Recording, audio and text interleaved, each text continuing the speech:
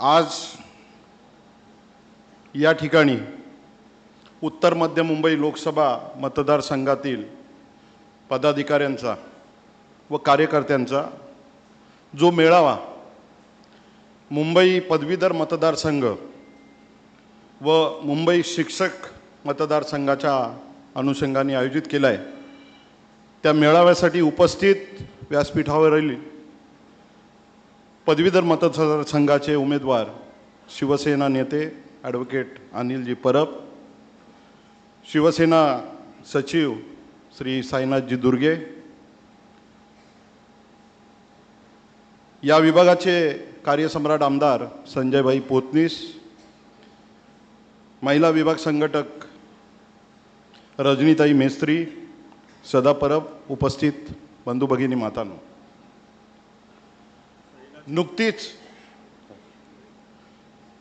नुकतीच लोकसभेची निवडणूक पार पडली. इंडिया महाविकास आघाडीला महाराष्ट्रामध्ये प्रचंड प्रमाणामध्ये यश मिळालं. आपल्या उत्तर मध्य मुंबईमधून सुद्धा महाविकास आघाडीच्या लोकप्रिय उमेदवार वर्षाताई गायकवाड यांचा जवळजवळ 16,500 मतापेक्षा जास्त मतांनी विजय झाला. आपण या विजयानंतर पहिल्यांदाच एकत्र येतोय. सगळ्यांचे मनापासून धन्यवाद मानतो, आभार मानतो की या निवडणुकीमध्ये ज्या पद्धतीचं काम उत्तर मध्य मुंबईमध्ये, बघा एवढं सोपं नव्हतं ते, कारण पहिल्यांदाच आपण पंजाला मतदान करणार होतो. उद्धवजींनी सांगितलं की वर्षाताई माझी लहान बहीण आहे आणि तिला मी खासदार म्हणून दिल्लीला पाठवणार आहे, आणि केवळ उद्धवजींनी शब्द दिला त्याच पद्धतीमध्ये आपण मेहनत करून तो उद्धवजींचा शब्द खरा करून दाखवला आहे. त्याच्यामुळे सगळ्यात पहिल्यांदा तुमच्या सगळ्यांचे आभार. 4 महिन्यावरती विधानसभेच्या निवडणुका आहेत, परंतु या मधल्या काळात मुंबई पदवीधर आणि मुंबई शिक्षकची निवडणूक जाहीर झालेली आहे. मला आठवतं ज्या दिवशी लोकसभेची निवडणूक संपली, दुसऱ्याच दिवशी परब साहेबांची आणि अभ्यंकर साहेबांची उमेदवारी जाहीर झाली, आणि त्या दिवसापासून म्हणजे नोंदणी तर अगोदरपासूनच झाली होती. साधारणतः 8-10 महिन्यापूर्वीपासून आपण नोंदणी केली. अगदी साहेब सिस्टमॅटिक नोंदणी झालेली आहे. कुर्ला आणि कालिनाचा विचार करता शाखा प्रमुखांनी अगदी जेवढे फॉर्म भरले त्या फॉर्मची सगळा रेकॉर्ड आपल्याकडे होता. तो रेकॉर्ड ज्या दिवशी आपली उमेदवारी जाहीर झाली त्या दिवसापासूनच आम्ही ते सगळं बाहेर काढलं आणि अपडेट करायला सुरुवात केली. मला कुर्ला आणि कालिनाच्या पदाधिकाऱ्यांचे मनापासून आभार मानायचे आहेत, कारण या कुर्ला आणि कालिना विधानसभेमध्ये साधारणतः 3,560 मतदार आहेत. त्यातले 2,444 मतदारांचा डिटेल आम्ही साहेब तुमच्याजवळ दिलेलं आहे. म्हणजे हे प्रमाण 70% पेक्षाही जास्त आहे. आणि उरलेला 30% डाटा सुद्धा शाखा प्रमुखांनी तयार केलेला आहे. उद्याच सप्लिमेंट देखील येणार आहे. आम्हाला एक आनंद आहे की परबसाहेबांसारखा उमेदवार, ज्यांनी सदा परबसाहेबांनी सांगितलं की मागच्या 3 निवडणुका ह्या त्यांनीच मार्गदर्शन करून उमेदवार निवडून आणले होते. या ठिकाणी उपस्थित असलेले बरेचसे पदाधिकारी गेले असंख्य वर्ष शिवसेनेचे शाखा प्रमुख, उपविभाग प्रमुख म्हणून काम करतायत. उपशाखा प्रमुख आहेत, गटप्रमुख आहेत, नोंदणी करणारे लोक आहेत. त्यांना परफेक्ट माहिती आहे की आपलं काय काम आहे. काल परवा देखील उद्धवजींनी स्पष्ट शब्दात सांगितलं की तुमच्या नावासमोर जर 10 मतदार असतील तर ते 10 मतदारच तुमचा मतदारसंघ आहे.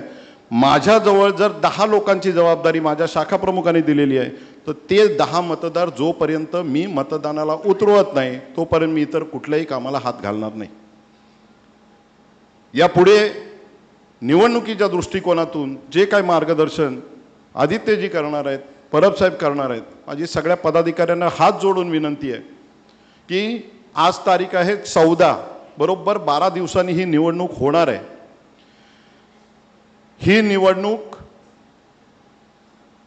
गेले 5 टर्म आपण जिंकतोय, पण आपल्याला या निवडणुकीमध्ये जसं सदा परबसाहेबांनी सांगितलं की 98% नाही 99.99% मतं घेऊन आपल्याला परब साहेबांना विजयी करायचं आहे.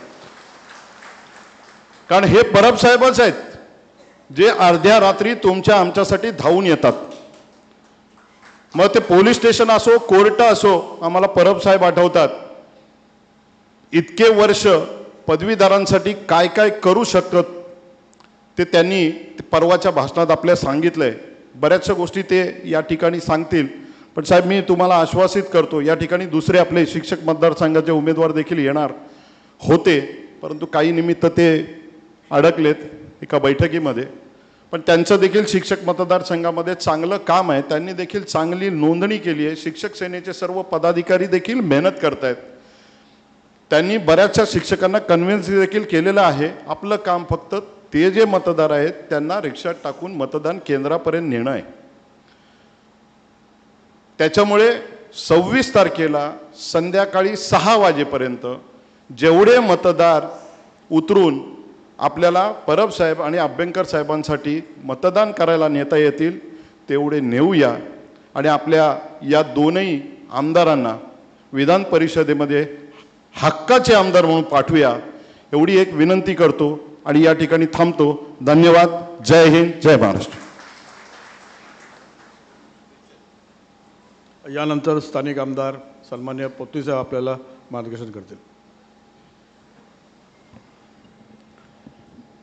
व्यासपीठावर उपस्थित शिवसेनेचे नेते परबसाहेब, सचिव साईनाथ दुर्गे, 5 आणि 6 नंबर विभागाचे विभाग प्रमुख, समोर बसलेले सर्व शिवसेने पदाधिकारी बंधू आणि भगिनींनो, मतदान कसं करावं, काय करावं हे मी सांगत बसणार नाही, कारण त्याच्यासाठी वक्ते भरपूर आहे. परंतु जो सुदैवाने आपल्या विभागाला जो मान मिळाला आहे उमेदवारीचा, त्याबद्दल आम्हाला सर्वांना 2 विभागाच्या लोकांना अभिमान आहे. आणि अभिमान यासाठी असायला हवा आणि तुम्हाला तो वाटायला हवा की गेली अनेक वर्ष आपण पाहतोय अनिल परब हे नाव मराठा उपविभाग प्रमुख असतानापासून आम्ही ऐकतो. आणि ते दादांच्या बरोबर काम करत होते. आणि आम्ही जेव्हा दादा विभाग प्रमुख होते, हे आपला खासदार होते, तेव्हा आमचे सर्व दादांची कामं परबसाहेब करून द्यायचे. तेव्हापासून आम्ही परबसाहेबांना ओळखतो. त्याच्यानंतर त्यांच्या हाताखाली काम करण्यासाठी, विभाग प्रमुखाच्या हाताखाली काम करण्यासाठी आम्हाला संधी मिळाली. अनेक वर्ष, मला वाटतं 2055च्या नंतर मी त्यांच्या हाताखाली काम केलं. आणि काम करत असताना जो आनंद मला त्यावेळेस मिळाला, तो आनंद बरोबरच त्यांच्याकडून काहीतरी शिकण्यासारखं मला मिळालं. म्हणून मी इथपर्यंत 2 वेळा आमदार होण्याचं मी माझं काम पूर्ण केलं. परबसाहेबांचा तसा रेकॉर्ड तुम्हाला सांगायची आवश्यकता नाही. साहेबांनी जे उमेदवारी दिली ती एकदम विचारपूर्वक दिलेली आहे. कारण या मतदारसंघामध्ये, पदवीधर मतदारसंघामध्ये शिवसेनेची कधी हार झालेली नाही. आपण या क्षेत्रामध्ये दादागिरी करून आपण जिंकलेलो आहोत. म्हणजेच याचा अर्थ इकडे मक्तेदारी शिवसेनेची मतदारसंघामध्ये आहे, म्हणजे पदवीधर मतदारसंघामध्ये ती परिपूर्ण आणि ती कायम राहावी ही जबाबदारी उद्धव साहेबांनी त्यांच्यावर टाकली आहे. कारण जी परंपरा असते ते खंडित होताना मनाला ते दुःख परत होऊ नये म्हणून ही परंपरा कायम ठेवण्यासाठी परबसाहेबांना निवडणूक ही लढवण्यासाठी त्यांनी उमेदवारी दिलेली आहे. आणि ही लढत असताना नुकत्याच झालेल्या लोकसभेच्या निवडणुकीमध्ये तुम्ही घवघवीत यश मिळवून दिलं, म्हणून तुमचं प्रथम मी सर्वांचे आभार मानतो आणि तुम्हाला भविष्यासाठी, येणाऱ्या विधानसभेसाठी मी शुभेच्छा व्यक्त करतो. तशीच ही निवडणूक लढतानासुद्धा लोकसभेला जसं तुम्ही एक दिलाने काम केलं, खरोखर परबसाहेब, मी तर रायगडला होतो, तुम्ही परत मला फोन करत होता की इकडे काम करायचं आपल्याला.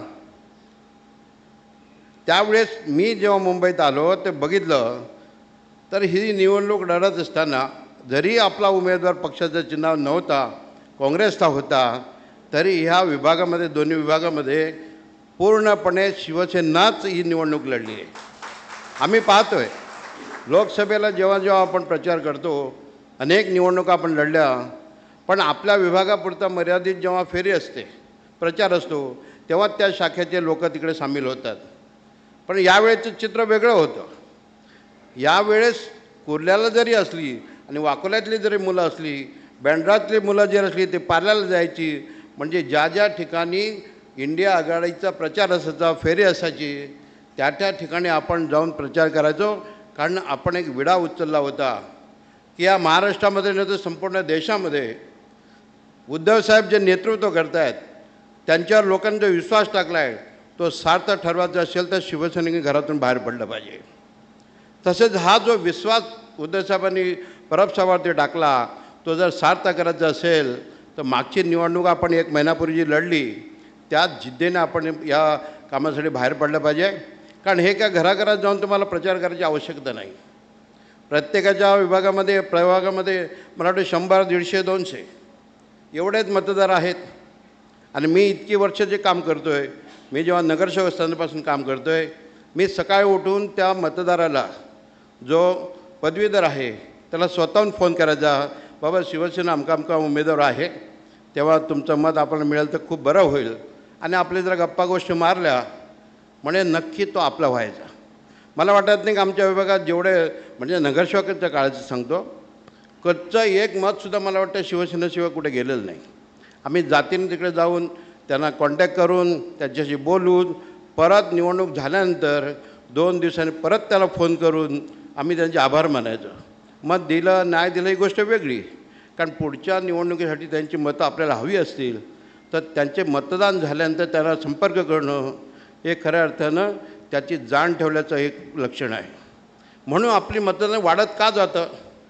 सुशिक्षित लोकांचं मतदान शिवसेना मिळतं, कारण वास्तविक शिवसेना म्हटलं दगड मारणारी, अन्यायाला भिडणारी. पण त्या सुशिक्षित लोकांनासुद्धा ही शिवसेना मुंबईमध्ये हवी आहे, या महाराष्ट्र हवी आहे, ह्याचं हे चिन्ह आहे. याचं हे उदाहरण आहे की आपण नुसते दगड मारणार राहिलेलो नाही, तर या देशाला दिशा देणारा पक्ष म्हणून आपण पुढे येत आहोत. आणि ही जी परंपरा पुढे चालत राहणार आहे, ती अबाधित ठेवायची असेल तर तुम्हाला आजपासून 26 तारीखच्या अगोदर 25 तारीखपर्यंत आपला उमेदवार कसा निवडून, या एकाच गोष्टीने तुम्ही काम केलं पाहिजे. परबसाहेब, तुमच्यावरती जबाबदारी जी आहे आम्ही बघितलं आहे. परबसाहेबांना मगाशी बोललं की इतिहास बघायला आणि सांगायला काय सगळ्यांना का शिकवायची जरूरत नाही. मी त्याचे सामना बघत होतो. सामन्यामध्ये त्यांच्याबद्दल जे लिहिलेलं आहे, सगळ्या काय काय केसेस आहे, काय नाही, सगळ्या कसल्या केसेस आहेत वाचलं असेल ना तुम्ही सगळ्यांनी. कुठे प्रदूषणाचं, कुठे सरकारी कामात अडथळा, कोणाच्या अधिकाऱ्याला मारहाण केलेल्याचा. पण हे कधी घडतं? त्यांच्या वैयक्तिक स्वार्थासाठी घडलेल्या गोष्टी नाहीत. ह्या तुमच्या आमच्यासाठी आणि जनतेसाठी केलेल्या गोष्टी आहेत. ह्या जनतेसाठी केलेल्या गोष्टीसाठी त्यांच्या केसेस दाखल झाल्या आहेत. आणि त्या का मी वाचल्या तेव्हा मला स्वतःला अभिमान वाटला की माझा नेता, माझा शिवसेनेचा नेता अशा केसेसमध्ये अनेकांना अभिमानाने सांगतो, होय माझ्या ते केसेस आहेत, माझ्यावरती आहेत. ही शर्मेची गोष्ट नाही, अभिमानाची गोष्ट आहे की लोकांसाठी लढणारे ही शिवसेनेचे नेते आज या व्यासपीठावर तुमच्यासमोर उमेदवार म्हणून आहेत. कारण भरघोस मतांनी तुम्ही निवडून द्याल अशी तुमच्याकडे अपेक्षा व्यक्त करतो. आणि लोकांना आव्हान करतो की ज्या ज्या लोकांनी हे मतदानासाठी नोंद केली आहे त्यांनी शिवसेनेसाठी मतदान करावं. माननीय शिवसेना नेते, युवासेना प्रमुख आदित्य साहेबांचं आगमन होतं आहे. आपण प्रचंड टाळ्यांच्या गडगडाला उभं राहून त्यांचं आपण स्वागत करायचं आहे. साहेब आतमध्ये येत आहेत, साहेब आतमध्ये येत आहेत. सुरेश, शिवसेना युवासेना प्रमुख श्रीमान आदित्यसाहेब ठाकरे यांचा, शिवसेना नेते युवासेना प्रमुख श्रीमान आदित्यसाहेब ठाकरे यांचा.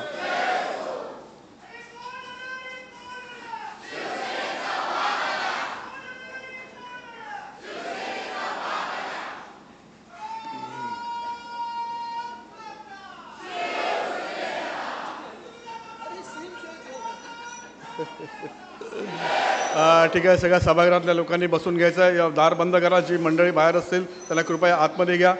आणि आपण पुन्हा एकदा पुढे सरकतोय.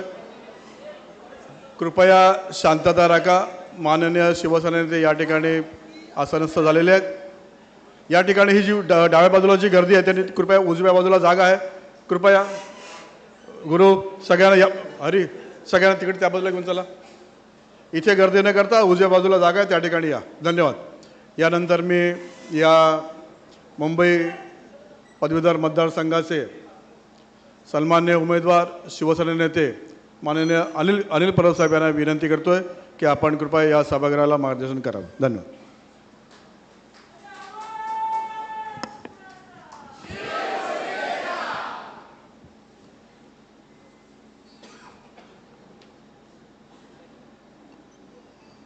महाराष्ट्राचा आराध्यदैवत छत्रपती शिवरायांना वंदन करून हिंदुहृदय सम्राट शिवसेना प्रमुख माननीय बाळासाहेब ठाकरे, शिवसेनेचे पक्षप्रमुख माननीय उद्धवजी ठाकरे यांना वंदन करून आजच्या या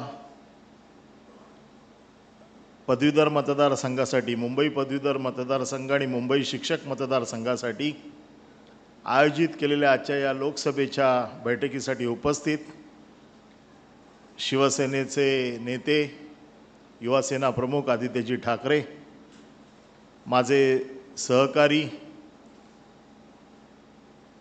महेश पेडणेकरजी, कलिना विधानसभेचे आमदार व ज्यांच्याबरोबर मी गेले कित्येक वर्ष एकत्र काम करतोय असे माझे दुसरे सहकारी संजय पोतनीस,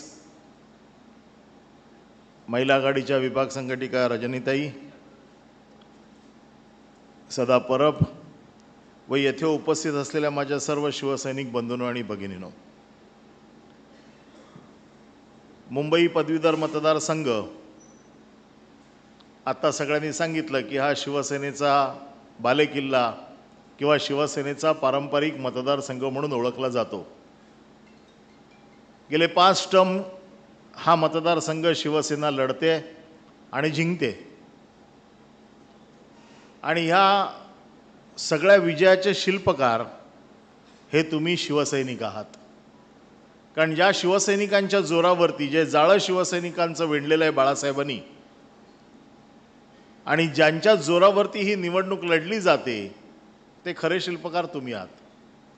त्याचं कारण असं आहे की ही सार्वत्रिक निवडणूक नाही आहे. या निवडणुकीची पद्धत मी काही वेगळी तुम्हाला सांगितली पाहिजे असं काही नाही आहे, परंतु ही निवडणूक लढण्याची जी काही पद्धत आहे ती तुम्हा सर्व शिवसैनिकांना चांगली माहिती आहे. खरं म्हणजे सर्वप्रथम तुमचं मी अभिनंदन करतो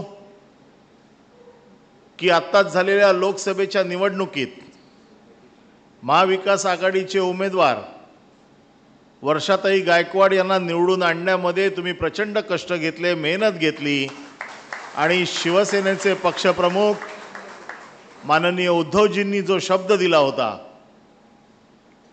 की वर्षा गायकवाड ह्या माझ्या मतदारसंघातल्या खासदार होणार आहेत, तो शब्द उद्धव साहेबांचा तुम्ही पुरा केलात. याबद्दल तुमचं सगळ्यांचं मनापासून मी उद्धव साहेबांच्या वतीने धन्यवाद मानतो. आणि शिवसैनिक जेव्हा एकदा लढाईला उतरला तर तो काय करू शकतो याचा मला चांगला अनुभव आहे.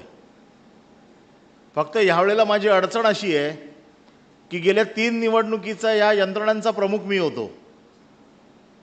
त्यामुळे शाखा प्रमुखांना ओरडणं, नगरसेवकांना दम देणं, त्यांच्या पाठीशी लागणं, रात्री अपरात्री त्यांना उठवणं, त्यांच्याकडनं मतांचा हिशोब घेणं, ही सगळी कामं मी करत होतो. ह्या वेळेला मी उमेदवार आहे आणि उमेदवाराला डोक्यावर बर्फ आणि तोंडात साखर ठेवावी लागते. त्यामुळे बरेचसे लोक निर्धास्त आहेत की रात्री अपरात्री माझे फोन येणार नाहीत, मी रात्री कोणाला उठवून मतांचा हिशोब घेणार नाही. हे जरी तुम्हाला असं वाटत असलं तरी ते खरं नाही आहे. माझी भूमिका जरी उमेदवाराची असली तरी माझं काम निवडणूक प्रमुखाचंच आहे आणि ते उद्धव साहेबांच्या चरणी जोपर्यंत हा विजय नेऊन ठेवत नाही तोपर्यंत हे कायम राहणार आहे. आणि म्हणून मी काही भाषण करणार नाही आहे. जे मी नेहमी सांगतो तेच ह्यावेळेला सांगणार आहे की आजच पदवीधरची सप्लिमेंटरी यादी आली आणि आज आपल्याला नक्की कळलं की 1,20,800 मतदार या मतदारसंघात आहेत. त्यापैकी 90,000 मतदार हे उपनगरात आहेत आणि 30,000 मतदार हे मुंबई शहरात आहेत. आता ह्या 90,000 मध्ये हा जो लोकसभा मतदारसंघ आहे याचा साधारण वाटा हा 16,000चा आहे.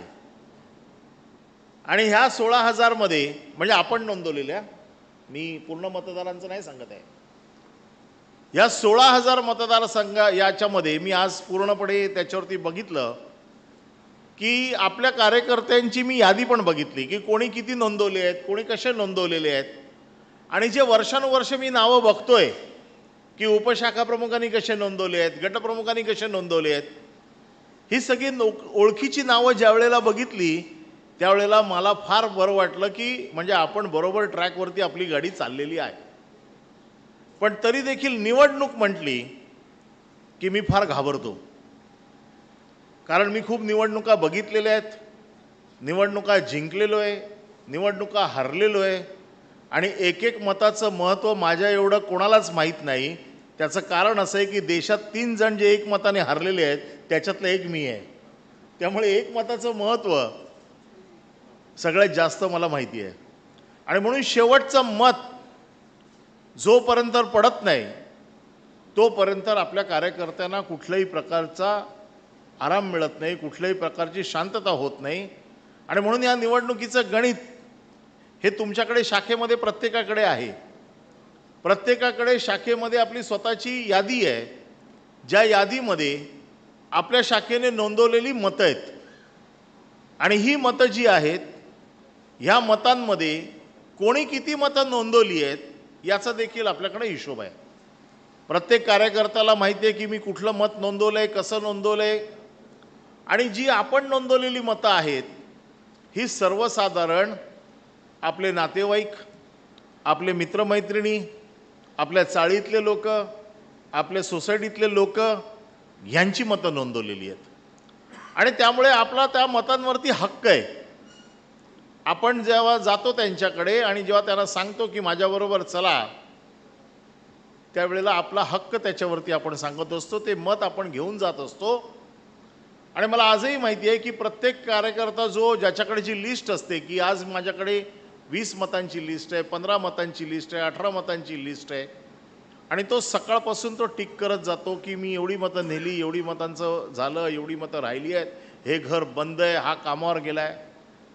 परंतु ह्यावेळेला निवडणूक पहिल्यांदा मधल्या दिवशी आली आहे, बुधवारी आली आहे. आणि त्यामुळे सुट्टी नाही आहे. बरेचसे मतदार जे आपण नोंदवलेले आहेत हे खाजगी नोकरीत कामाला आहेत आणि त्यामुळे सकाळी ते लवकर जाण्याची शक्यता नाकारता येत नाही. आम्ही प्रयत्न करून वेळ बदलून घेतली. आताची वेळ सकाळी 7 ते संध्याकाळी 6 वाजेपर्यंत आहे. त्यामुळे तुम्हाला जर कोणी सांगितलं की मी कामावर जाऊन येतो लवकर आणि मतदान करतो, तर एकदा एक माणूस गेला की तो परत मतदानाला येणार नाही याची काळजी घ्या. आणि म्हणून कुठल्याही परिस्थितीत तो माणूस मतदान करूनच नंतर कामावरती जाईल याची तुम्हाला जबाबदारी घ्यावी लागेल. आणि म्हणून मग त्याच्यासाठी माझ्याकडे 20 मतं आहेत, 25 मतं आहेत, साधारण मला किती वाहनं लागणार आहेत त्यांची व्यवस्था शाखा प्रमुखाला तुम्हाला सांगून ठेवावी लागेल की माझ्याकडे एवढी मतं आहेत, मी एवढी मतं नोंदवलेली आहेत, त्यांची वाहनांची व्यवस्था करायची आहे, ती व्यवस्था आम्ही करणार आहोत. ती व्यवस्था कुठेही कमी पडणार नाही याची जबाबदारी माझी आहे. पण ती पूर्ण करण्याची जबाबदारी तुमची आहे. माझ्या हातात असलेली मतं ही मतपेटीपर्यंत गेली पाहिजेत. आता बऱ्याच वेळेला माझा अनुभव असा आहे की हा जरी सुशिक्षितांचा मतदारसंघ असला तरी ह्या मतदारसंघामध्ये बरीचशी मतं बाद होतात. मागच्या वेळेला जवळजवळ 6,500 ते 7,000 पर्यंत मतं ही बाद झाली. आणि बाद होण्याचं कारण काय असतं की एक आकडा जो आपण लिहितो तो एक आकडा 2 सारखा लिहितो, मराठीत जो लिहितो तो 9 सारखा लिहितो, काही लोक त्याच्यावर सह्या करतात, काही लोक जय महाराष्ट्र पण लिहितात, काही लोक फुली करतात, काही लोक टिकमार्क करतात. अशा वेगवेगळ्या एकाने तर स्वस्तिक काढलं होतं जे पूर्वी ठप्पा होता ना. अशा वेगवेगळ्या प्रकारे मतदान बाद होतं आणि जे मतदान बाद होतं त्याच्यातलं 99% मतदान हे आपलं बाद होतं. ही त्याच्यातली सगळ्यात वाईट गोष्ट आहे. आणि म्हणून तुम्हाला अतिशय बारकाईने जो मतदार मतदानाला जाणार आहे त्याच्याकडे आपली जशी सिनेटला तुम्ही काम करता, सिनेटला जसा कागद त्याच्या हातात देता की आतमध्ये जाऊन असं मतदान करायचं आहे, आणि म्हणून तो कागद प्रत्येक मतदाराच्या हातात या निवडणुकीत आतमध्ये कागद घेऊन जाऊन कागद बघून मतदान करण्याची सोय आहे. तुमचा कागद कोण काढून घेणार नाही. त्याच्यामुळे तो कागद त्याच्या हातात गेला पाहिजे एवढी व्यवस्था करा तुम्ही.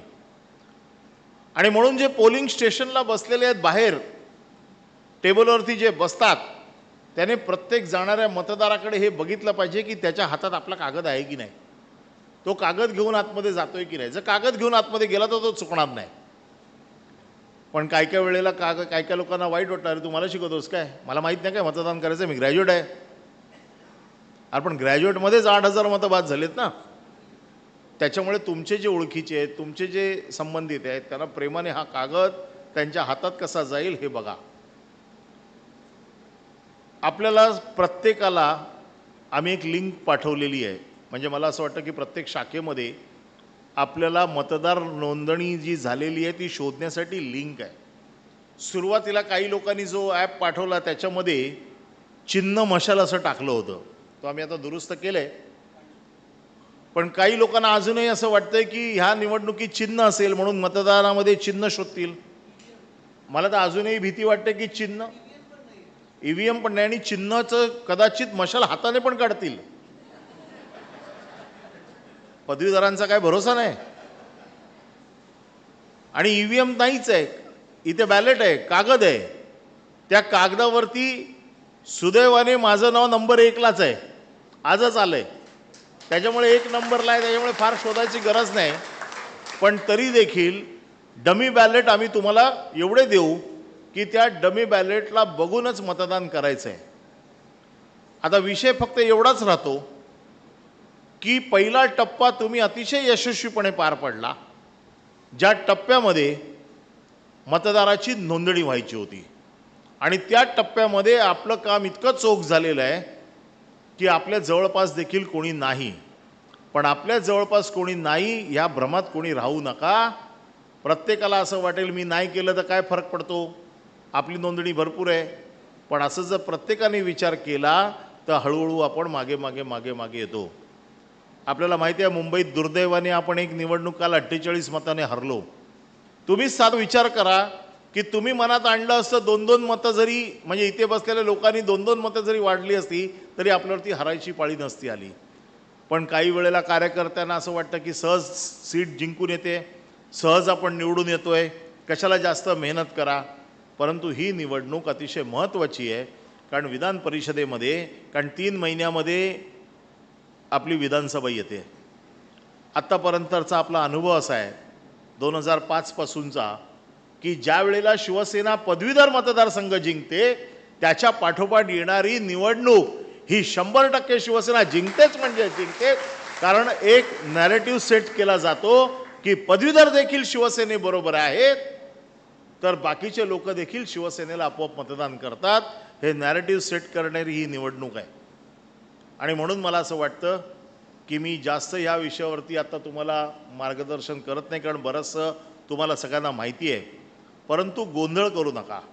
आपल्या हातात असलेली यादी ही तुम्हाला काही लोकांना आज मी एक गोष्ट अजून बघितली की काही डिप्लोमा इंजिनिअरिंगचे नावं त्यांनी आज घेतलेली नाही आहेत. उद्या मी इलेक्शन कमिशनला रिप्रेझेंट करतोय, कारण ज्यांनी 3-3 वेळा 4-4 वेळा मतदान केलेलं आहे परंतु 12वी प्लस डिप्लोमा जे काही लोक आहेत यांची काही लोकांची नावं त्यांनी गाळली आहेत. तर ते तसं त्यांना गाळता येणार नाही. उद्या सकाळी आपण याच्यावरती उद्या इलेक्शन कमिशनशी मी बोलीन. परंतु उद्या जी यादी येईल आणि त्याच्यामध्ये जी नावं आलेली आहेत ही नावं आपली फायनल नावं आहेत असं समजा. कारण बरेचसे लोक तुम्हाला हे सांगतील की आम्ही मागच्या वेळेला मतदान केलं होतं. आज एक 200 डॉक्टर्स लोकांचा ग्रुप आला माझ्याकडे. ते म्हणाले आम्ही मागच्या वेळेला केलं होतं. मी म्हटलं मागच्या वेळेला केलं होतं पण ह्या वेळेला तुम्ही रजिस्टर केलेलं नाही आहे. बऱ्याच लोकांना ह्या गोष्टी माहीत नाही आहे की प्रत्येक वेळेला नवीन रजिस्ट्रेशन करावं लागतं आणि नवीन रजिस्ट्रेशन केलेलं असेल तरच तुम्हाला मतदानाचा अधिकार मिळतो. त्याच्यामुळे उद्या जी यादी येईल हा अख्खा सेट येईल तो उद्याचा अंतिम असेल. त्यामध्ये ज्यांची काही गळलेली नावं आहेत ती उद्या आम्ही आणायचा प्रयत्न करतो. परंतु उद्याची यादी उद्याची लिंक तुम्हाला मिळेल त्याच्यावरती तुम्हाला कळेल की बाबा आपला मतदार रोल कितीचा आहे. एक रोल आपला आलेला आहे. उद्या अजून एक रोल येईल. शाखांमध्ये तो उद्या सकाळी पाठवला जाईल आणि तो तुमच्या हातात आल्याच्या नंतर तुम्हाला अंतिम यादी मिळेल की अंतिम यादीमध्ये किती नावं आहेत.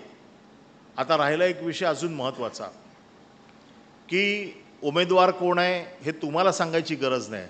पण बरेच लोकांना अजूनही हे बरेच लोक असे प्रश्न विचारतात तुमचा उमेदवार कोण आहे, त्याचं काम काय आहे, तो आमच्यासाठी काय करणार आहे. याच्यासाठी माझे 2 पहिले मतदार उद्धवसाहेब आणि आदित्यसाहेब यांच्या हस्ते मी माझं संकल्पपत्र जाहीर केलं आणि त्या संकल्पपत्रामध्ये मी माझे विषय घेतले होते की नेमकं ह्या मतदारसंघामध्ये मी काय करू इच्छितो. या मतदारसंघामध्ये सर्वसाधारण जे नवीन पदवीधर झालेले आहेत यांचा सगळ्यात मोठा रोजगाराचा प्रश्न आहे. जो गेले कित्येक वर्ष आदित्यसाहेब या उद्योग ह्या विषयावरती भांडतायत, बोलतायत, महाराष्ट्राला माहिती करून देत आहेत, महाराष्ट्रातले उद्योग कसे बाहेर जात आहेत त्याबद्दल बोलत आहेत. परंतु आपण देखील शिवसैनिकांसाठी नेहमी भरती, भानगडी, मोर्चे, जसं संजय पोतनीसांनी सांगितलं की अख्खं पान भरून माझ्या केसेस आलेले आहेत. म्हणजे कधी कधी असं लोक म्हणतात की अरे माझ्यावरती एक पान लिहिलं पेपरने, सामनाने अख्खं पान माझ्या केसेसचं भरलेलं आहे. आता ही अभिमानाची गोष्ट आहे माझ्यासाठी की शिवसेनेसाठी अख्खं पान भरतील एवढ्या केसेस मी करू शकलो. ही माझ्यासाठी तर अभिमानाची गोष्ट आहे. कोणाला त्याच्यात काही वाटत असेल तर वाटू दे. पण ह्या केसेसमध्ये बऱ्याचशा केसेस आमच्या नोकरीसाठी भांडलेल्या, त्याच्यासाठी आंदोलनं केलेल्या. आणि असा हा रस्त्यावरचा कार्यकर्ता जेव्हा त्या फॅकल्टीमध्ये आमदार होईल, आमदार तर मी याच्यापूर्वी पण होतो, परंतु त्या फॅकल्टीसाठी काम करण्यासाठी, कारण जसं एक उद्धवसाहेबांचं स्वप्न होतं आमचं सरकार असताना की इंटरनॅशनल कन्व्हेन्शनल सेंटर हे मुंबईत असायला पाहिजे ज्याने लाखो नोकऱ्या तयार होतील. आपण धारावी पुनर्विकासामध्ये हा मुद्दा प्रामुख्याने लावून धरला होता. आणि जे उद्योग महाराष्ट्रात आणण्यासाठी किंवा जे उद्योग मुंबईत आणण्यासाठी उद्धवसाहेब प्रयत्न करत होते, आदित्यसाहेब प्रयत्न करत होते, हे प्रयत्न महाराष्ट्र सरकारच्या डोक्यावरती बसून आपल्याला हे सगळे प्रयत्न पूर्ण करून घेण्यासाठी आपल्याला ह्या फॅकल्टीचा आमदार निवडून देणं गरजेचं आहे. बऱ्याचशा गोष्टी ज्या शिवसेनेसाठी करतो ह्या पदवीधरांसाठी मी त्याच्यात लिहिलेले आहेत की शिवसेनेसाठी ज्या गोष्टी करतो त्या पदवीधरांसाठी देखील आपण करू शकतो.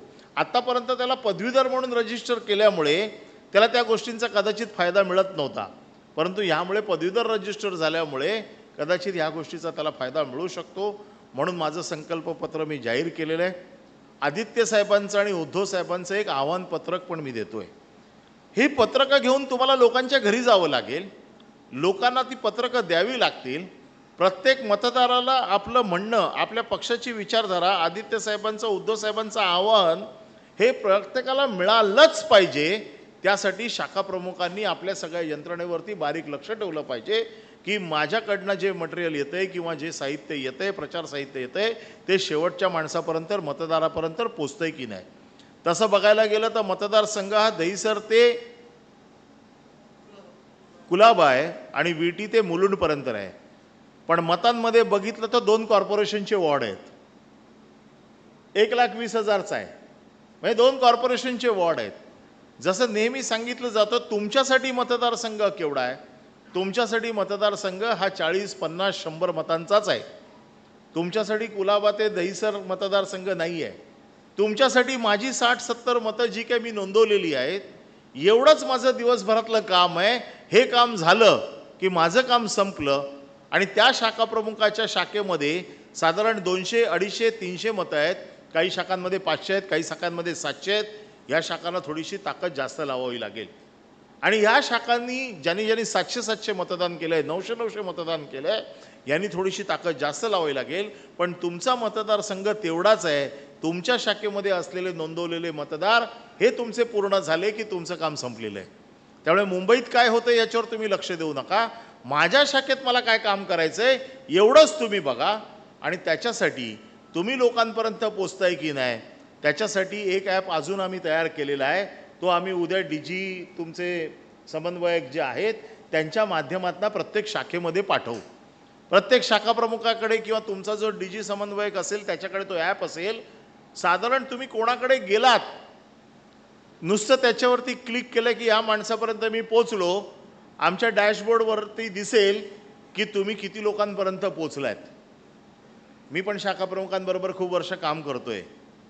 शाखा प्रमुख आम्हाला पण कधी कधी कसा चुना लावतात ते आम्हाला माहिती आहे. पण त्या चुन्याचं सोल्युशन आता आम्ही हळूहळू काढलेले टेक्नॉलॉजीच्या माध्यमातून. आता सुटका नाही. तुम्ही पोचलात, आम्हाला 1 मिनिटात कळणार की तुम्ही पोचलात. आणि ते अगदी सोपं आहे. त्याच्यासाठी काय, आणि महिलांसाठी देखील ते आहे. नुसतं त्याच्यावरती बटन दाबलत की आम्हाला इथे कळणार की तुम्ही यांच्या घरी गेलात. त्यामुळे तुम्ही किती लोकांकडे गेलात, कुठेपर्यंत पोचलात हे सगळं आता हळूहळू टेक्नॉलॉजीच्या माध्यमातून सिद्ध होतंय. पण मला तुमच्यावरती माझ्यापेक्षा जास्त विश्वास आहे. मला माहिती आहे की तुम्ही ही निवडणूक अशा पद्धतीने लढणार आहात की ह्या मतदारसंघात याच्या पुढे शिवसेनेच्या समोर माणूस उभा करताना देखील दुसरे पक्ष विचार करतील एवढा विश्वास मला तुमच्यावरती आहे. आणि म्हणून यावेळेला ही निवडणूक मी स्वतः लढतोय. तुमच्या सगळ्यांच्या प्रेमावरती, आशीर्वादावरती मी ही निवडणूक लढतोय. माझे सगळे दूत म्हणून तुम्ही लोकांपर्यंत जाणार आहात, पक्षाचे दूत म्हणून तुम्ही जाणार आहात. म्हणून सगळ्यात पहिल्या तुम्हाला शुभेच्छा देतो. आणि तुमच्या शुभेच्छांच्या जीवावरती हा शिवसेनेचा भगवा पुन्हा एकदा पदवीधर मतदारसंघाच्या माध्यमातून विधान परिषदेत पोचेल असा विश्वास व्यक्त करून मी माझे 2 शब्द संपवतो. जय हिंद, जय महाराष्ट्र. खूप खूप धन्यवाद साहेब. 2 मिनिटात फक्त आभार प्रदर्शन साहेब. अगोदर आपण आभार करू साहेब. ठीक आहे. माननीय हो, मी परब साहेबांना विनंती करतोय की शिवसेना नेते सन्माननीय आदित्य साहेब यांना पुष्पगुच्छ त्यांचा सत्कार करायचा आहे. हो.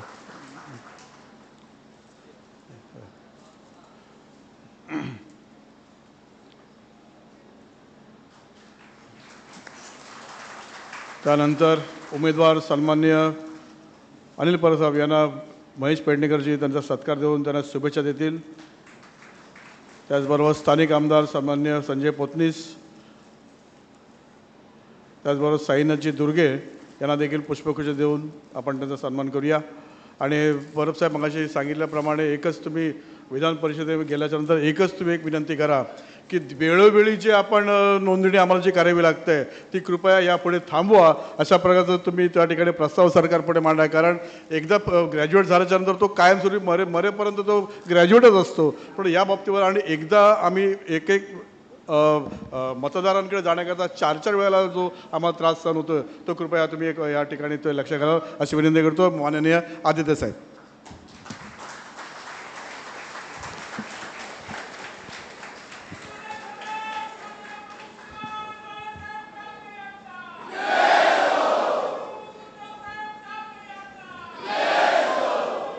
बस, खरं जास्ती वेळ काही मला बोलायचं नाही आहे. जे काही सांगायचं होतं मला वाटतं सगळ्या आधीच्या वक्त्यांनी सांगितलेलं आहे. कालच माझा वाढदिवस झाला. आपण खूप मोठ्या संख्येने घरी आलात, मला आपलं प्रेम दिलंत, आशीर्वाद दिलात. आणि असंच प्रेम आणि आशीर्वाद सदैव माझ्यासोबत आपले राहू द्या. एक आठवण मला आवर्जून सांगायचं ह्याच हॉलबद्दल. जेव्हा 2022मध्ये काही चिंधी चोरांनी, काही गद्दारांनी आपला पक्ष फोडला, तेव्हा आम्हाला सगळ्यांना उद्धव साहेबांनी बोलवलं आणि सांगितलं चला बाहेर पडा आणि पुन्हा एकदा सभा घ्यायला सुरू करा, लोकांना भेटायला.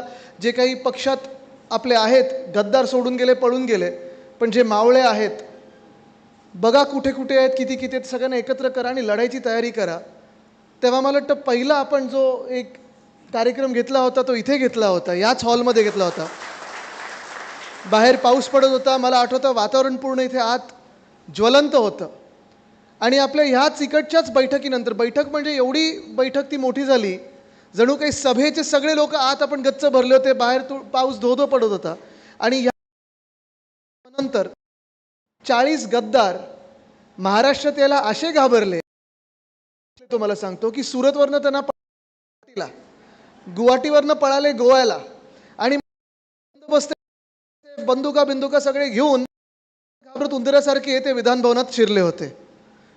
ती आठवण माझी इथून आहे. आणि लोकसभा जिंकल्यानंतर, आणि जिंकणारच मी बोललो, कारण आपला जो विजय गोष्टीमध्ये आहे, कदाचित काही दिवसांसाठी आता इंडिया आघाडीचं सरकार बनलेलं नाही आहे केंद्रात, पण लवकर बनणार आहे, तुम्हाला सांगतोय, लिहून घ्या. आकडे कट टू कट आहेत, आपली पूर्ण तयारी आहे. पण लोकसभेचा जो विजय आपला आहे तो हा सगळ्यात मोठा आहे की आपण एका हुकुमशहाला 303 वरनं 240 वर खेचलं. हा देशाचा विजय आहे, हा आपल्या भारताचा विजय आहे. महाराष्ट्रात देखील आपण कुठून सुरुवात केली होती? म्हणजे तुम्ही विचार करा, आपल्यातून 12 खासदार जवळपास पळून गेले होते, 40 आमदार पळून गेले. मुंबईसारख्या शहरामध्ये जवळपास 40 ते 50 नगरसेवक, ज्यांना आपण नगरसेवक केलं, तुम्ही नगरसेवक केलं, हेही पळून गेले. पैशांसाठी असेल, केसेससाठी असेल, सगळं काही असेल. आणि ही सगळी यंत्रणा आपली खेचून नेल्यानंतर देखील आपण 9 सीट जिंकलेलो आहे. परब साहेबांनी पण शब्द दिला आहे की अमोल कीर्तीकरांची पण सीट आपण जिंकणार आहोत. म्हणजे शिवसेना उद्धव बाळासाहेब ठाकरे पक्षांनी शून्यातून नाही तर निगेटिव्हमध्ये सुरू करून आपण 9 वर पोचलो. आणि जो एक पक्ष स्वतःला जगातला सर्वात मोठा पक्ष मानतो, तरी देखील 125 लोक त्यांना काँग्रेस आणि इतर पक्षातून घ्यायला लागले खासदारांमध्ये. आत्ता पण 240 मध्ये जवळपास 30% लोक असे आहेत जे बाहेरचे आहेत, भाड्याचे आहेत. जो एक पक्ष जगात सर्वात मोठा पक्ष समजायचा, इलेक्टोरल बॉन्ड्समध्ये जास्तीत जास्ती, पैशांमध्ये जास्तीत जास्ती, ED, IT, CBI सारखे मित्रपक्ष त्यांच्यासोबत होते. रात्री अपरात्री आपल्या शाखा प्रमुखांवर असेल, गटप्रमुखांवर असेल, ज्यांनी धाडी टाकल्या, तो पण पक्ष मला वाटतं 9 वरच आहे. आणि आपण पण नेगेटिव्हमधून सुरू होऊन 9 वर आहे. हा महाराष्ट्राचा विजय आहे. आणि म्हणून मी सांगतो, आपण लोकसभेत जिंकल्यानंतर मुंबईने देखील 5-1 जो 4थी सीट जी आपली हातातून गेली ती पुन्हा आपण जिंकणार. पण 5-1 हा निकाल दिलेला आहे, हा शिवसेना उद्धव बाळासाहेब ठाकरेंनी उद्धव बाळासाहेब ठाकरे ह्या शब्दासाठी दिलेला आहे. हा आपला फार मोठा विजय आहे. आणि आता इथून पुढे निघत असताना, पुढे जात असताना आपली जी वाटचाल असेल, ह्या वर्षाच्या शेवटापर्यंत महाविकास आघाडीचा आणि आपला मुख्यमंत्री हा महाराष्ट्राचा असेल, हे ठरवायला आपण आज इथे भेटलेलो आहोत. कदाचित ही उद्या हेडलाईन होईल, पण मी एवढ्यासाठी सांगत आहे कारण ह्या हॉलमध्ये जशी त्यावेळी बैठक झाली होती तशी आज आपली बैठक होते. आणि ही बैठक देखील एका फार महत्त्वाच्या निवडणुकीसाठी होत आहे. ही येणारी जी निवडणूक आहे शिक्षक मतदारसंघाची आहे, पदवीधर मतदारसंघाची आहे. पण ही निवडणूक पुन्हा एकदा मुंबई काय म्हणत आहे, मुंबई किती बोलकी आहे आणि दिल्ली हादरून ठेवणारी जी मुंबई आहे, ह्या मुंबईची निवडणूक आहे, हे लक्षात घेऊन आपण काम केलं पाहिजे. आत्ताच आपण जी विनंती करत होतात की परत परत नोंदणी करण्याची पाळी येऊ नये आपल्यावर, मला माहिती आहे, कारण आपण सगळ्यांनीच जी मेहनत घेतलेली आहे, आपण शिवसेना म्हणून असेल, महिला आघाडी म्हणून असेल, युवासेना म्हणून असेल, स्थानिक लोकाधिकार समिती म्हणून असेल, भारतीय कामगार सेना म्हणून असेल, आपल्या ज्या अंगीकृत संघटना आहेत, मग डॉक्टरांची आहे, ग्राहक संरक्षण आहे, आपल्या वेगळ्या वेगळ्या युनियन आहेत, ह्या सगळ्यांनी दिवसरात्र मेहनत करून, मला आठवतं आम्ही ज्या मातोश्रीवर बैठका घ्यायचो, सेनाभवनमध्ये बैठका घ्यायचो, विभागामध्ये बैठका घ्यायचो, काही लोकांनी एक शब्द ब्लॉकच करून ठेवलेला, नोंदणी बोललं की लोक पळायला लागले होते. एवढं सेनेटची नोंदणी असेल, आपल्या पदवीधरची नोंदणी असेल, शिक्षक मतदारसंघाची नोंदणी असेल, पण ह्या नोंदणीचा परिणाम एवढा झालेला आहे की आपण पहा, जे आत्ता रोल आलेले आहेत त्याच्यात 90हून जास्ती टक्केची नोंदणी ही आपण केलेली, तुम्ही सर्वांनी केलेली आहे. खूप वेळा असं म्हटलं जातं की क्रिकेट मॅच खेळत असताना टॉस जो जिंकतो तिथे 50% मॅच जिंकतो आपण, बरोबर ना? पोतनी साहेबांना तर माहितीच आहे, कारण क्रिकेट म्हणजे सुप्रीमो, आणि सुप्रीमो टुर्नामेंट घेतली की पोतनी साहेब येतातच समोर. हे जगात सगळीकडे, म्हणजे आमचे फुटबॉलवाले पण आम्हाला सांगत असतात, तरी जरा पोतनी साहेबांना फुटबॉलमध्ये खेचा, सुप्रीमो टुर्नामेंट आपल्याकडे पण फुटबॉलची होईल. एकदा आम्ही 2दा केली होती आपण. पण टॉस जी व्यक्ती जिंकते ती मॅच ठरवतात, कारण ते मग ठरवतात बॅटिंग करणार की बॉलिंग करणार. बॅटिंग करायची असेल तर बॅटिंग ऑर्डर काय, बॉलिंग करायची असेल तर फिल्डिंग कुठे लावायची, आणि तसं आपण टॉस जिंकलेलो आहे. आपली नोंदणी सर्वोत्तम झालेली आहे. सर्वत्र आपण पाहिलं तर सगळ्यात जास्ती नोंदणी आपली झालेली आहे. म्हणजे निवडणूक आपल्या हातात अर्धीही आलेली आहे. यंत्रणा कशी लावायची, काय लावायची, मला वाटतं माझ्यापेक्षा आपल्या सर्वांना जास्ती माहिती आहे. काही लोकांनी गेल्या 5-6 निवडणुकींमध्ये काम केलेलं आहे. काही लोकांनी आत्ता 2-3 निवडणुकीमध्ये केलेलं आहे. काही युवा सेनेची जी असतील, महिला युवतीतले असतील, ती कदाचित पहिली निवडणूक लढत असतील. पण निवडणुकीत सर्वात जास्ती आता महत्त्वाचं जे ठरणार आहे ते मतदानाच्या दिवशी आपण आपले नोंदवलेले जे लोक आहेत, मग त्याच्यात तुम्ही 5 नोंदवलेले असाल, 10 असाल, 15 असाल, 50 असाल, अनेक लोकांनी 100 लोक नोंदवलेले आहेत, काही लोकांनी 1000 लोक नोंदवलेले आहेत. ह्या 1000ची जबाबदारी घेऊन मतदानाच्या दिवशी आपण त्यांना किती वाजता मतदानाला उतरवत आहोत आणि त्यांच्या हातात बरोबर आपली स्लिप गेली आहे का. आणि जसं परब साहेबांनी सांगितलं की आपला जो नंबर आहे 1 नंबर, हे आता माहितीच आहे सगळ्यांना, तो 1 नंबरच्या समोर 1 नंबरची पसंती, बरोबर आहे ना, ती पसंती 1 नंबरची कशी लिहायची ह्याच्यावर पूर्ण आता निवडणूक येऊन थांबलेली आहे. सेनेटचा ज्यांना अनुभव आहे, आपण सर्वांनीच मागच्या 2 सेनेटच्या निवडणुका आपण लढलेलो आहोत. 2010 साली जी सेनेटची निवडणूक लढलो आपण, त्याच्यात 10 पैकी 8 सीट जिंकलेलो आहोत. आणि 2017 की 18 साली जेव्हा आपण लढलो तेव्हा 10 पैकी 10 सीट आपण जिंकलो आहोत. मला वाटतं ही ताकद जी आहे ती शिवसेनेची आहे, ती आपल्या नोंदणीची ताकद आहे. आणि मी ह्याची तुलना एवढ्यासाठीच करत आहे कारण सिनेटची निवडणूक देखील अशीच असते. ह्याच्यात आणि सिनेटच्या निवडणुकीमध्ये जास्ती काही फरक नसतो. आपली पसंती तिथे लिहायला लागते. फरक एवढाच आहे की इथे आपले एकच उमेदवार रिंगणात आहे. सिनेटच्या निवडणुकीत 10च्या 10 उमेदवार आपले होते. आणि ती जी आपण रिस्क घेतली होती 2010 साली, पहिल्यांदा मी ठरवलं कुठच्याही पक्षासोबत तडजोड करायची नाही, कॉम्प्रोमाइज करायचं नाही, 10च्या 10 रिंगणात टाकायचे. त्यावेळी 8 जिंकून आणले, मागच्या वेळी 10 जिंकून आले. ती आपली जी तयारी होती, अशी तयारी होती. आणि ती निवडणूक तर तुम्हाला सांगतो पोतनी साहेब, तुम्हाला माहिती आहे आपलं पालघर जिल्हा, मुंबई उपनगर आणि शहर, कल्याण डोंबिवली, ठाणे, रायगड, रत्नागिरी, सिंधुदुर्ग, 12.5 लोकसभा ह्याच्यात येतात. आणि 12.5 लोकसभेत जाऊन आपण वेगळे सगळ्यांना प्रत्येक लोकसभेला वेगळं कॉम्बिनेशन देत असतो. म्हणजे कुठेतरी 5-4-3-2-1, कुठे 1-2-3-4-5, काही ठिकाणी 3-5-3-2-1 वगैरे असं वेगळं देत असतो. पण ते सगळं आपण चोखपणे केल्यामुळे 10च्या 10 जिंकून आल्या. ह्यावेळी तर काम सोपं आहे. आपल्याला फक्त आणि फक्त मुंबई आहे, उपनगर आणि शहर. आणि ह्या मुंबईमध्ये आपल्याला 1 नंबरचे जे आपले उमेदवार आहेत अनिल परब साहेब, त्यांच्यासमोर फक्त आपल्याला 1 नंबर काढायचा आहे, एकच पसंतीचं वोट द्यायचं आहे, बाकी आपल्याला काही करायचं नाही आहे. ह्यावेळी ना EVM आहे, ना VVPAT आपल्याला बघायचं आहे, ते बटन दाबायचं असं काही नाही आहे. आपल्याला 1 नंबर बरोबर त्या बॉक्समध्ये काढायचा आहे. आणि 1 नंबर जर आपण काढलं तर 100% आपला विजय हा पक्का झालेला असेल.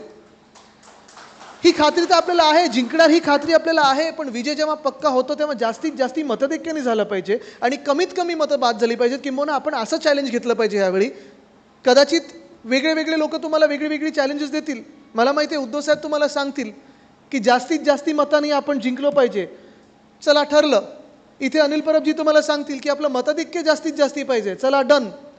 मी तुम्हाला एक चॅलेंज देत आहे की त्या दिवशी जेव्हा काउंटिंग होईल तेव्हा सर्वात कमी मतं आपली बाद झाली पाहिजेत. ह्याचं चॅलेंज तुम्ही आता घेतलं पाहिजे. मतं बाद झालीच नाही पाहिजेत. एवढं सोपं काम आहे. त्या बॉक्समध्ये आपल्याला 1 लिहायचं आहे आणि हे 1 लिहिल्यानंतर त्या बॉक्समध्ये आपल्याला टाकायचं, त्या पेटीत टाकायचं. पण हे जर आपण काम पूर्णपणे जर पाळलं तर आपले जे यंत्रणा प्रमुख आत्तापर्यंत आलेले आहेत, जिंकत आलेले आहेत, म्हणजे दुसऱ्यानं जिंकवलेलं आहे, ते स्वतः जिंकून येतील. आणि तुम्हाला एक सांगतो जेव्हा निवडणुकीत आपल्याला उमेदवार ठरवायचे होते तेव्हा अर्थात आम्ही पाहत होतो कोण काय किती लोकांची किती टर्म संपत आलेली, किती लोकांची टर्म आहे. पोतनी साहेबांनी खूप चांगलं काम केलेलं आहे. पण एक थोडी कमतरता आपल्याला जाणवायला लागली की विधान परिषदेत मला वाटतं जुलैमध्ये आपली टर्म संपते. आणि संपल्यानंतर उद्धव साहेबांनी जे आम्ही सगळे काही ठराविक नेते होते, काही लोक होते, त्यांना सांगितलं मला अनिल परब हे विधान परिषदेत हवेत. कारण त्यांच्यासारखा मदत करणारा माणूस, विधान परिषद जाणणारा माणूस, तिथे काम करणारा माणूस, अंगावर ह्या मिंदे सरकारला घेणारा माणूस आणि आपलं सरकार बसल्यानंतर पुन्हा एकदा तिथे महाराष्ट्रासाठी काम करणारा माणूस मला आत्तापासून आत पाठवायचा आहे. आणि मग आता ते जे त्यांचं सांगत होते, कारण खूप वेळा ते सांगत असतात त्यांचं सगळ्यात जास्ती क्वालिफिकेशन हे केसेसबद्दल असतं. ती केस स्टडी होऊ शकते पदवीधरांसाठी की तुम्ही कुठच्या केसेस घेतलेत. आणि माझं हे नेहमी म्हणणं राहिलेलं आहे की ह्या देशामध्ये आत्ता CRPC बदलला, थोडा हा पण फरक केला पाहिजे की राजकीय केसेस किती असतात, राजकीय आंदोलनातल्या केसेस कुठच्या, आणि खरं ज्या केसेस असतात दरोडा टाकणं, रेप करणं वगैरे, ह्याच्यात फरक झाला पाहिजे. नाही तर काय होतं की खूप वेळा आपण सगळे जे राजकीय कार्यकर्ते असतो, आता माझ्यावर एक केस आहे, आमच्याकडे डिलाय रोडचा पूल जो आहे वरळीमध्ये, 3 की 4 महिने पूर्णपणे बांधून तयार होता, पण घटनाबाह्य मुख्यमंत्र्यांना वेळ नाही म्हणून लोकांचे हाल होत होते. आम्ही शिवसैनिकांनी जाऊन उद्घाटन केलं, गाडी चालवली तिथून, कुठे एक काही तोडफोड केली नाही, पण केस झाली बरोबर.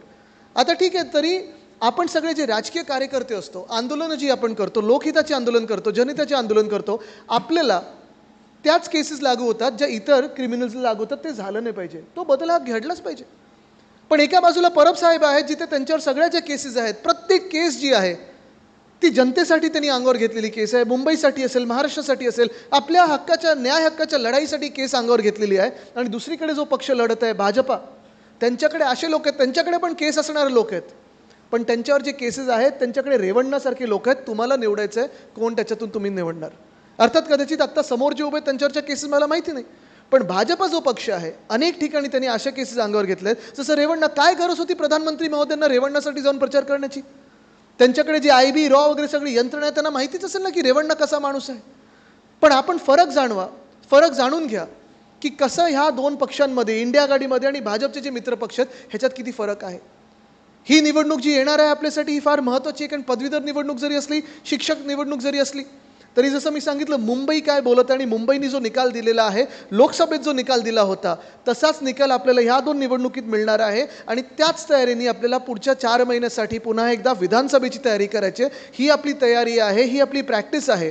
मतदार मला प्रत्येक गल्लीत सांगतात, ज्या ज्या घरात मी जातो, मग वरळीत असेल, इतर मतदारसंघांमध्ये असेल, ज्या ज्या गावात मी जातो, ज्या शेतावर जातोय, सगळीकडे मला सांगतात आमचं मत उद्धव बाळासाहेब ठाकरे ह्या व्यक्तीसाठी आहे.